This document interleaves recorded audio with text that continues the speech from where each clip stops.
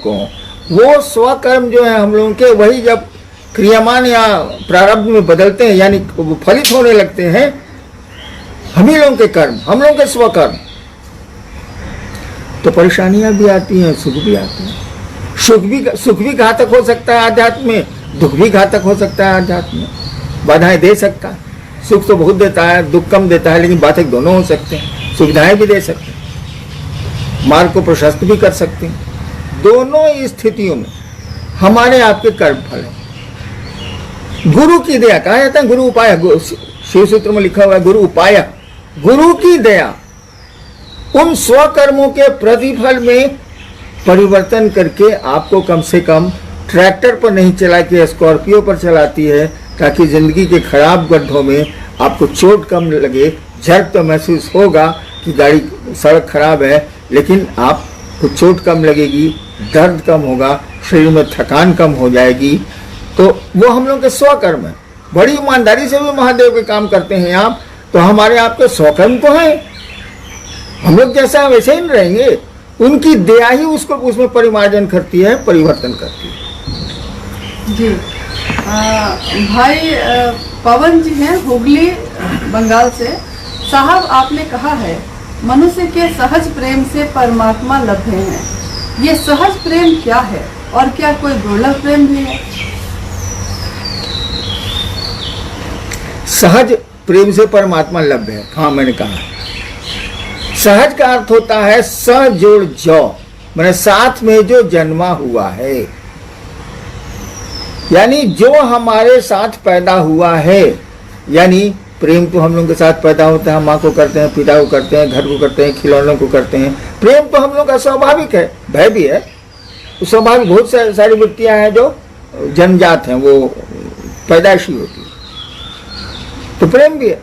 प्रेम जो जगत की ओर चला है, खिलौने के लिए बच्चे मार कर रहे हैं, झगड़ा कर रहे हैं अपने ही सहोदर भाई से, जबकि पिता ने दोनों को खरीद के दिया है, दोनों साथ था, दोनों देखे हुए, तब भी खिलौने के झगड़ा हो रहा है। तो खिलौनों के लिए झगड़ा प्रेम का द्योतक है, आकर्षण का द्योतक है। यही आकर्षण और प्रेम अगर खुदा के प्रति हो जाए, तो शिव के प्रति हो जाए, तो बस यही सहज प्रेम से वो परमात्मा लभ्य है। प्रेम के क्या कहिएगा, हथियार को शिव की ओर मोड़ो, परमात्मा की ओर करने की जरूरत नहीं है। प्रेम में खुद ही इतना बल होता है, आकर्षण होता है कि आपको खींच के ले ही जाएगा, उधर आपको बढ़ाएगा ही बढ़ाएगा। आसान नहीं है, ये स्वाभाविक स्थिति नहीं है कि जगत से पारलौकिक जगत में शिव की ओर चला जाए, या आसान नहीं है। तो इसके लिए गुरु अच्छे मिल जाए तो वो आपके धीरे धीरे धीरे धीरे घुमा देते हैं, वो टर्न करते हैं, स्टीयरिंग को बहुत स्लोली काटते हैं ईश्वर की ओर, ताकि आपका लौकिक जगत भी छीने नहीं हो, पारलौकिक जगत भी मिले। दोनों में एक समानांतर, एक बैलेंस, एक सामंजस्य गुरु बनाते हैं। जी भाई विनोद जी हैं गैंगटॉक से। इस साप्ताहिक चर्चाओं में अभी तो कोरोना काल में बंद किया गया है, लेकिन पहले भी जब चलता था, या अभी भी जो लोग फोन से बातचीत करते हैं, तो वो लोग कहते हैं कि मेरे पड़ोस में कोई बीमार हो गया, या मेरे घर में कोई दूसरा व्यक्ति बीमार हो गया है, तो क्या उसके लिए दया मांगी जा सकती है? दूसरों के लिए अगर दया मांगी जा सकती है तो किस तरह? किस तरह भाई? दया मांगना है कोई तरीका? कोई स्पेशल डिजाइन है कि पाँव ऊपर कर लेना, मुड़ी नीचे कर लेना? दया मन की चीज है, मन मांगेगा। ऐसा थोड़ी है कि सिद्धासन लगा के दया मांगिएगा, पद्मासन लगा के दया मांगिएगा, लंबा लेट के दया मांगिएगा, ऐसा कुछ नहीं है। अरे मन दया की याचना करेगा ना, दूसरों के लिए दया मांगी जा सकती है, लेकिन उसकी देख लीजिए उसकी स्थिति क्या है। वो खुद भी अगर दया मांग सकता है, तब बीच में आप उंगली कहाँ डाल रहे हैं, उसको सिखाइए। उसके जीवन में बहुत सारी घटनाएं ऐसी होंगी जहां आप नहीं होंगे, तो ये दया उससे, उसके द्वारा सीखी गई दया मांगने की प्रक्रिया उसको मदद करेगी। दया मांगने में कोई दिक्कत नहीं है, मांग सकते हैं, लेकिन क्यों उसको क्यों नहीं सिखलाते हैं? उसको भी सिखलाइए। कहीं कितनी देर आप उनके लिए दया मांगेंगे? उसका जीवन का अंतराल लंबा है ना। जी भाई नारायण जी हैं धुलाबारी नेपाल से। कि जिस तरह से कोरोना संक्रमित लोगों की संख्या में वृद्धि हो रही है, इस त्रासदी के माहौल में मनसा वाचा कर्मणा गुरु कार्य नहीं हो पा रहा है। इसका समाधान क्या है, हम क्या करें? अरे गुरु कार्य नहीं हो पा रहा है। गुरु कार्य क्या क्या है बताइए। एक तो है आप चर्चा करना, उसी को एक गुरु कार्य समझते हैं, बाकी किसी को तो हम लोग समझते नहीं, ताकि उसमें मजा आता है। दूसरों को समझाने में आदमी सुखानुभूति अनुभव करता है, अच्छा लगता है। साले को समझाए, बड़ी उठ रहा था, शिव से बनाए, और उस शिव से को किसी शिव को समझा रहे हैं, लेकिन हाँ साले हम सीनियर है ना, तो समझाए ना साले को।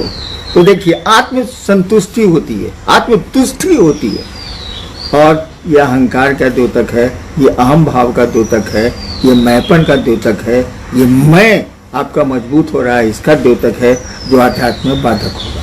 तो शिव चर्चा केवल करना गुरु का कार्य थोड़ी है। अरे उनसे दया मांगी जानी चाहिए, फोन पर लोगों को प्रेरित करना चाहिए कि वो शिव की ओर चलें, उनको प्रणाम करना चाहिए। नमः शिवाय आपको दिया गया है, प्रणाम करिए। प्रणाम में बोलने की जरूरत नहीं है, दया मांगने में बोलने की जरूरत नहीं है। और फोन पर और अदर जो माध्यम है आपके इलेक्ट्रॉनिक, उस पर तो समझाया जा ही सकता है ना। अपने रिलेशन को समझाई। चर्चा हो रही है, अभी साप्ताहिक चर्चा की बात चल रही थी कि लोग घरों में बैठ के पलंग पर गुरु चर्चा कर रहे हैं, चश्मा पहन के, बाकी गुरु भारे नीचे बैठे हुए। एक आदमी ने मुझको तस्वीर भी दिखलाई, एक जिले की, बहुत अपने को सीनियर मोस्ट कहने वाले उस जिले के शिव शिष्य हैं। उस साल कहाँ से सीनियर मोस्ट हो गए हमको समझ ही नहीं आ रहा, जब आचरण ऐसा है। ये गुरु चर्चा है, गुरु चर्चा का मजाक।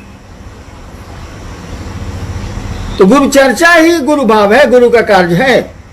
शिव का कार्य मात्र गुरु चर्चा करना है, ऐसा तो नहीं है बिल्कुल। अरे शिव से लोगों को जोड़ना है, ये गुरु चर्चा के माध्यम से होगा, ऐसा तो नहीं। कई माध्यम है जिसे समझाए जा सकते हैं। इसलिए ऐसा मत कहिए कि गुरु चर्चा कैसे होगी। गुरु चर्चा के अन्य माध्यम है। 3 सूत्रों में गुरु चर्चा एक सूत्र है, बाकी 2 बहुत महत्वपूर्ण सूत्र हैं। गुरु चर्चा आपको अहंकार में डालेगी भी, लेकिन ये पहला और तीसरा सूत्र, दया मांगना और गुरु को प्रणाम करना, ये आपके अहंकार को शमित करता है, नीचे ले जाता है, और हम में आप में आध्यात्म को जगाता है। उसको करिए। अभी अनुभव बोल रहे थे,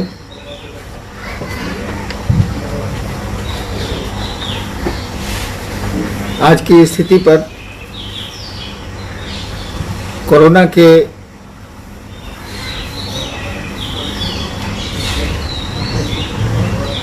विषय में कि इसका प्रसार अभी भी जारी है, लेकिन हमने भी सुना है कि कई स्थानों पर लोग कमरे में या बरामदे में गुरु भाई बहनों को बुलाते हैं। मैंने तस्वीरें भी देखी हैं, छपरा हुआ, रोहतास हुआ, अन्य जिले भी हैं। ये लोग साप्ताहिक चर्चाएं करती हैं। अमूमन वही लोग करते हैं जो पुराने शिव शिष्य हैं। नए लोग बात सुन लेते हैं, पुराने लोग तो भाई सीनियर हैं तो कैसे सुनेंगे। लेकिन ये बात ठीक नहीं है। शिव शिष्य दूसरों का ख्याल रखते हैं, अपनों का ख्याल रखते हैं। हम लोग दूसरों के दुश्मन बन जाते हैं, समाज के हम लोग शत्रु हो जाते हैं। मित्र भाव या सहृदयता का भाव हम लोगों के पास है ही नहीं। जैसे जैसे शिव शिष्यता हमारे आपके मन में प्रवेश करती है, मैं देख रहा हूँ कुछ लोगों को, कुछ ही लोग हैं जो समाज के शत्रु हो गए, लोगों के शत्रु हो गए, परिवार के शत्रु हो गए। वो जरा भी ख्याल नहीं रखते कि बीमारियां फैलती हैं तो उनको रोका कैसे जाए, उनसे दूरी कैसे बनाई जाए। चर्चा इन लोगों को लगती है यही महादेव। शिव चर्चाएं जो हो रही हैं या होती थी पहले, लोगों की उत्कंठा इतनी ज्यादा है शिव चर्चाओं के माध्यम से कि लगता है कि शिव की कोई कीमत ही नहीं।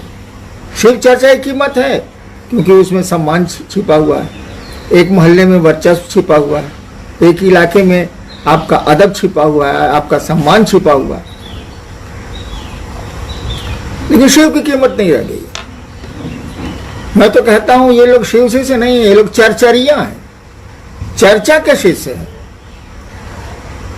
मैंने ऐसा कभी नहीं कहा कि आप चर्चा के शिष्य हो जाएं, मंत्रों के शिष्य हो जाएं। आपको हमको शिव का शिष्य बनना है। महादेव हम लोगों के गुरु हैं, शिव हम लोग उनके गुरु हैं, हम लोगों ने उनको गुरु माना है, तो उनकी कीमत न ज्यादा होगी। आदमी का स्वभाव है कि जिस चीज का महत्व वो ज्यादा लेता है उस ओर उसका आचरण होता है, उस ओर उसकी दिशा होती है। तो महत्व चर्चा का ज्यादा है, इसीलिए इस रोक में भी, मनाही में भी लोग चर्चाओं के पीछे पागल हैं, समझते नहीं। यह शिव शिष्यता नहीं है, यह शिव शिष्यता का मजाक हो रहा है। चलिए देखते हैं जिज्ञासाएं क्या आई हैं, लेकिन ऐसा नहीं करें आप। हमने शिव को गुरु माना था। मैंने कई बार कहा कि 1974 में कुछ हमको पता नहीं था कि चर्चाएं क्या होती, मैं जानता ही नहीं था। लेकिन क्या मेरे शिव गुरु हुए कि नहीं हुए?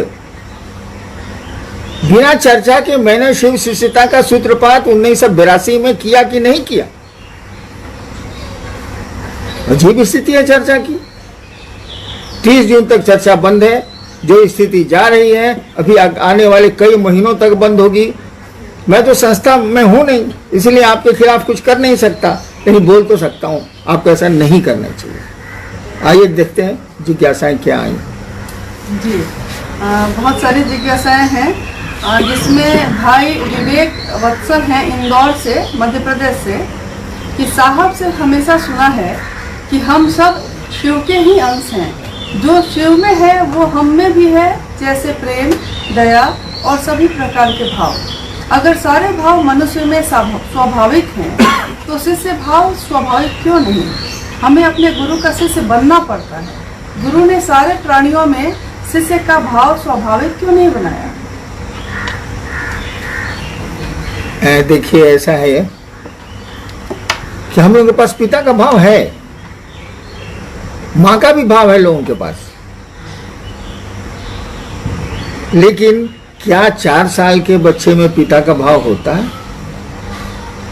क्या 5 साल की बच्ची में मां का भाव होता है? जब तक संतान नहीं होगी मां का भाव उदय नहीं होगा, पिता का भाव उदय नहीं होगा। ठीक उसी तरह से जब तक हमारे आपके मन में शिष्य भाव नहीं जगेगा तो गुरु भाव से जुड़ेगा नहीं। गुरु भाव है हमारे आपके बीच में, दया का भाव है हमारे आपके बीच में। वैसे वैसा थोड़ी है, उसने जो जीव बनाया है तो उसी सब कुछ उसको दिया है। जो गुरु के पास है सो आपके पास भी है, जो आपके पास है वो गुरु के पास भी है। तो उसने शिष्य भाव भी दिया है, गुरु भाव भी दिया है, लेकिन अनुकूल परिवेश होने पर ही वो उदय होगा। बिया है, बरगद का बिया ले लीजिए, रखा हुआ है, वृक्ष होगा, संभावना है वृक्ष की, बहुत विशाल वृक्ष की संभावना है, लेकिन वृक्ष नहीं होगा। जब तक कि उसको कंजीनियल एटमॉस्फेयर नहीं मिलेगा, जब तक उसको अनुकूल वातावरण नहीं मिलेगा, मिट्टी, पानी, हवा, धूप, तब तक वो बीज अंकुरित नहीं होगा। बीज है। ठीक उसी तरह से ये सारे भावों के बीज हम लोगों के मन में हैं, वो परिस्थिति जन्य होते हैं, और जब तक उसको वैसा वातावरण नहीं मिलेगा ये अंकुरित नहीं होंगे। तो शिव गुरु हैं, वो हमारे आपके बीच हमारे आप में भी हैं। शिव की इसका सृष्टि भाव जिस तरह से छिपा हुआ है सब में, जगत में चल रहा है सारा जगत, जिससे उसमें उनका गुरु भाव भी छिपा हुआ है। सारे भाव वहां निहित हैं, सारे भाव व्यक्ति में भी है, गुरु में भी है, परमात्मा है वो। तो जैसे आप शिष्य भाव को उद्भासित करेंगे, जैसे आप शिष्य भाव को अंकुरित करेंगे, वैसे गुरु भाव शिव के प्रति करेंगे तो शिव गुरु का भाव उससे जुड़ेगा। शिव भाव जो अपना जो काम है उसका करेगा, आपको शिव की ओर उन्मुख करेगा। जी भाई राम नारायण जी हैं भागलपुर से। आप अक्सर कहा करते हैं कि मंजिल मिले ना मिले हमें इसका गम नहीं, मंजिल की जुस्तजू में मेरा कारवां तो है। तो क्या मंजिल वास्तव में मिलेगी या सिर्फ कारवां ही बन के रह जाएगा? अगर आदमी ये सोचे कि उसको परिणाम मिलेंगे कि नहीं मिलेंगे एक विशेष कार्य के, तब तो वो कार्य ही नहीं करे। वो सुना है ना भाई साहब कि जब से चला हूं मंजिल की ओर कभी मील का पत्थर नहीं देखा। कितना किलोमीटर गए, वो इतना पहुंच गए, मील का पत्थर नहीं देखा। तो मंजिल मिले ना मिले, भैया शिव को पाना तो आसान नहीं है, शिव तक पहुंचना तो आसान नहीं है, लेकिन इस समय चलने में क्या है, चलेंगे हम।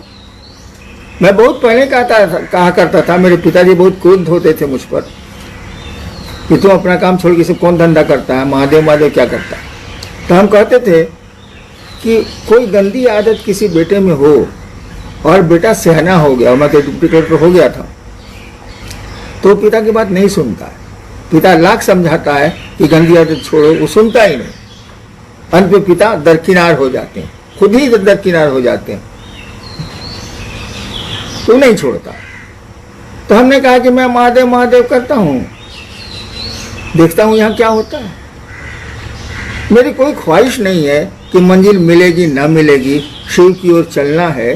कम से कम जगत को, दुनिया के लोगों को शिवोन्मुख किया जाए, कोशिश की जाए कि उनमें शिव का भाव उतरे, शिव जैसा उनमें आचरण हो, अशिव का आचरण कम से कम नहीं है। जी, भाई ओम जी हैं विराटनगर नेपाल से, कि शिष्यानुभूति में आपने लिखा है कि किसी भी परिस्थिति में शिष्य के लिए शिव गुरु की मात्र साकार स्थिति स्वीकार नहीं है। तो गुरु की साकार स्थिति क्या है, निराकार स्थिति क्या है? किस स्थिति में हम निराकार को स्वीकार करें या साकार को अंगीकार करें? देखिए, आप भी साकार हैं कि नहीं है इसमें संदेह, ये उनका सवाल है। ओम जी नेपाल से। ओम जी, आप शरीर हैं कि शरीर से अलग हैं? ये आपका शरीर है, ये एक पर्टिकुलर एक आदमी का शरीर है। आप तो मन भी नहीं है। क्यों? आपकी आप कहते हैं कि आज मेरा मन नहीं है, बाजार नहीं जाएंगे। जैसे आदमी बोलता है कि आज मेरा पाँव दर्द कर रहा है, मैं नहीं जाऊंगा, तो पाँव थोड़ी है। मेरी चप्पल टूट गई है, इसका मैंने आप चप्पल है। मेरा मन दुखी है, इसका मैंने आप मन है। आप मन भी नहीं है, आप शरीर। शरीर कितने अवयव बदल जाते हैं। अब चिकित्सा विज्ञान देखिए, चिकित्सकों द्वारा बदल दिए जाते हैं, डॉक्टर्स बदलते हैं, तब भी आप वही रहते हैं। शरीर के अंग प्रत्यंग बदल जाते हैं, दूसरे अंग लग जाते हैं, तब भी आप वही रहते हैं, आप नहीं बदलते हैं। आप मन भी नहीं है, आप हैं कौन? Who are you? आप कौन है? वो साकार है कि निराकार है? अभी साकार है, लेकिन ये आकार तो उसका बदल रहा है। एक छोटा सा बच्चा गोदी में एक दिन इतना बूढ़ा हो गया, फोटो पहचानिएगा। मेरी बचपन की तस्वीर देख के जिसने नहीं जाना है वो नहीं कह सकता यही हरिनारायण है। बचपन का आकार बदल गया, शरीर बदल गया, रूप रंग बदल गया, सब बदल गया, लेकिन हरिनारायण तो है, वो बच्चा हो या बूढ़ा हो। तो देखिए, वो आकार तो बदला, हरिनारायण का कोई आकार तो है नहीं, अभी आकार है जो बदल रहा है, बदलता जा रहा। इस शिव के साथ भी यही, आकार माने तो शिव साकार है, आकार नहीं माने तो विश्व मूर्ति है। कहा ही जाता है नमस्ते नमस्ते वो विश्व मूर्ति, वो विश्व की मूर्ति है, दिशाएं उनका पोशाक है, अंबर है। तो व्यक्ति को जो मन करे, वो साकार स्थिति हो या निराकार स्थिति हो, कदम तो बढ़ाए। साकार को पकड़ना थोड़ा आसान होता है, लेकिन निराकार ही साकार कोई मान लीजिएगा तो नहीं चलेगा। हमको आप शरीर में मान लीजिएगा तो कैसे चलेगा? मेरे मरने के बाद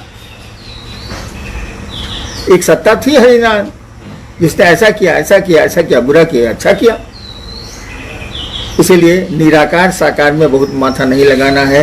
जो साकार है उसी में निराकार है, जो निराकार है उसी में साकार है। जी जी, बहन नीलू जी हैं मिजोरम से। साहब, आपसे सुना है कि लौकिक जीवन में पारलौकिक को शामिल करो तो जीवन सुंदर हो जाएगा, और पारलौकिक में लौकिक को शामिल मत करो। आखिर यह लौकिक पारलौकिक क्या है? इस लोक को जब आप परलोक के सिद्धांतों और कर्मों में शामिल करेंगे तो क्या पड़ेगा?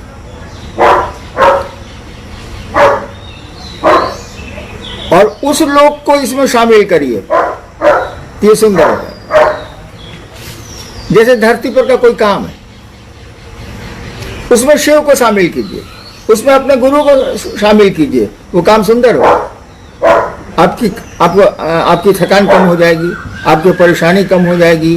विज्ञान कहता है कि सूक्ष्म कामों में किया गया या दूसरों की सहायता में किया गया काम में मन थकता नहीं है, शरीर थकता नहीं है, कम थकता है। तो क्या कह रहे थे जी? लौकिक पार। हाँ, तो इस लोक में अगर परलोक को आप शामिल करेंगे, वैसे शामिल है वो, उसको हटा नहीं सकते आप, करेंगे तो आपको दिक्कत होगी। जगत में तरह तरह के भाव हैं, वहां कुछ भाव नहीं चलते, लेकिन वहां के भाव को यहां शामिल करेंगे तो ये जगत सुंदर हो जाएगा। शिव को जगत में शामिल करिए, जगत बहुत सुंदर हो जाएगा। जगत को शिव में शामिल कीजिएगा तो हर राजनीति चली जाएगी, सब खत्म हो जाएगा। जी, भाई सतीश जी हैं बक्सर बिहार से। क्या जो लोग नमः शिवाय से अपने गुरु शिव को प्रणाम करने का प्रयास करते हैं, उनको महामृत्युंजय जप, पार्थिव शिवलिंग पूजन या रुद्राभिषेक आदि की आवश्यकता पड़ सकती है या नहीं? नमः शिवाय करने वालों को शिव के से संबंधित अन्य पूजा पाठ करने की आवश्यकता पड़ सकती है या नहीं, ये सवाल है ना? जी जी। देखिए, नमः शिवाय शिव का संपूर्ण मंत्र है। नमः शिवाय जो मंत्र है उसका अर्थ शिव को प्रणाम है। शिव के हजारों नाम है, वो हजारों नामों को प्रणाम जाता है। एक शिव को प्रणाम करिए तो सबको प्रणाम, हरिनाम को प्रणाम करिए तो सबको प्रणाम जाएगा। मैं जॉइंट सेक्रेटरी भी था, मैं ड्राइवर भी हूँ, बहुत काम मैं जानता हूँ। तो वो सारे काम को एक साथ हम ही को प्रणाम कर लिया तो सब काम हो गए। मुझको आप कहें कि मुझको गाड़ी से ले जाके वहाँ पहुँचा दिए, मैं पहुँचा दूंगा, मेरा काम ड्राइवरी करना थोड़ी है। लेकिन हरिनाम से जुड़े हैं तो हमको जो जो आता है वो काम मैं आपको कर दूंगा। तो शिव से जब जुड़िएगा, कहा जाता है नमः शिवाय शिव के समग्र स्वरूप को प्रणाम है। समग्र, उनके जितने स्वरूप हैं, अपने रूप हैं, रूप तो जगत भी है, स्वरूप उनके जितने हैं, महाकाल है, मृत्युंजय है, गुरेश्वर है, महादेव है, शिव के समग्र स्वरूप को नमः शिवाय प्रणाम करता है, प्रणाम निवेदित करता है नमः शिवाय।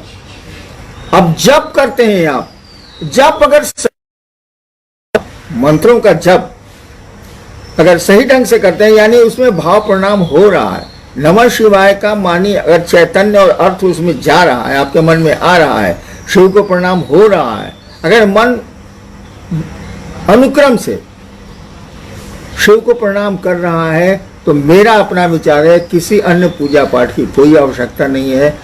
और देवताओं को प्रसन्न करेंगे आप तो शिव प्रसन्न नहीं होंगे, लेकिन शिव को प्रसन्न कर लेंगे आप तो सभी देवता प्रसन्न हो जाएंगे। वो तो नाम ही है महादेव, मैंने देवताओं में महादेव। जी, भाई रोहित जी हैं हुगली बंगाल से कि आपने लिखा है कि हे महेश्वर, तुम्हें जानना, समझना और पहचानना अनुमानस की सीमा से बाहर की बात है। तुम जैसे भी हो, तुम्हें बारंबार नमस्कार है। तो शिव के शिष्य खुद में किस शिव को जानने अध्यात्म में अग्रसर होते हैं या हो रहे हैं? महादेव दो तीन थोड़ी है। महादेव वही है जिसकी पूजा होती है मंदिरों में, जिसके गीत गाए जाते हैं गांव घरों में। महादेव तो वही है, वही गुरु है, वही सब कुछ है। शिव के शिष्य भी उसी महादेव को मानते हैं जिसको सारा जगत मानता है, सारा भारतवर्ष मानता है। हम लोग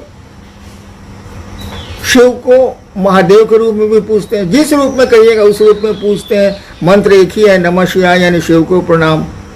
शिव के शिष्य और बाहर के लोगों के महादेव में कोई भेद नहीं है, कोई अंतर नहीं है, हो ही नहीं सकता है। शिव तो अपने अकेले है, वो एक ही सत्ता है। नाम जितने मन करे दे दीजिए, सत्ता तो वही रहे। जी भाई सुनील जी हैं 24 परगना बंगाल से कि संसार में शरीरधारी गुरुओं की परंपरा चली आ रही है। जब शिव को गुरु मानने को कहता हूँ किसी को, तो लोग कहते हैं कि गुरु एक ही बनाया जाता है, इसीलिए अब दूसरा गुरु नहीं बनाऊंगा।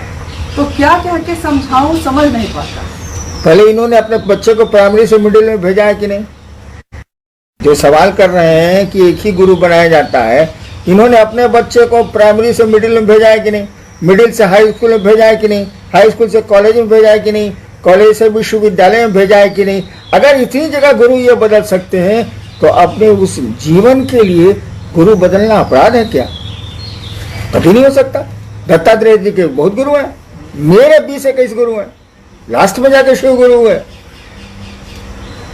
पर भाई बच्चों के ज्ञान के लिए गुरु बदले जाते हैं, रोगी की चिकित्सा नहीं ठीक से होती है तो डॉक्टर्स बदले जाते हैं। आपको ज्ञान सही नहीं मिल रहा है, अगर आपको लगता है तो गुरु बदले जाएंगे। और जब शिव को गुरु मान ही लिया तब तो आप हाईएस्ट पर हैं, तब तो आप सर्वोच्च पर हैं। अब तो आप बदल ही नहीं सकते, क्योंकि अब उससे ऊपर कुछ होता ही नहीं, कोई गुरु ही नहीं है। वो महेश्वर है, वो ईश्वर है, सर्वोच्च गुरु है। इसीलिए गुरु बदले जा सकते हैं भैया। दत्ता